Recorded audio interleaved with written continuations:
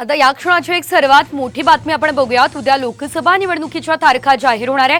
उद्या दुपारी 3 वाजता निवडणूक आयोग पत्रकार परिषद घेईल आणि या पत्रकार परिषदेच्या माध्यमातून लोकसभा निवडणुकीचा कार्यक्रम जाहीर केला जाईल। पत्रकार परिषदेनंतर लगेचच आचारसंहिता लागू होईल। निवडणुकीसंदर्भात निवडणूक आयुक्तांची आज बैठक झाली आहे आणि जवळपास 40 मिनिट चाललेल्या या बैठकीत निवडणुकीच्या तारखांवरती चर्चा झाली आहे। तर तयारीचा देखील आढावा या दरम्यान घेण्यात आला। महाविकास आघाडीमध्ये कोणत्याही प्रकारचे खास असे मतभेद नाहीत। मोदी सरकारनं निवडणूक आयोगाचा ताबा घेतलेला आहे।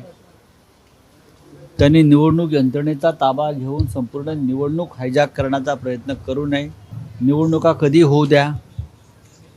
इंडिया आघाडी देशभरात आणि महाराष्ट्रात महाविकास आघाडी पूर्णपणे सज्ज आहे।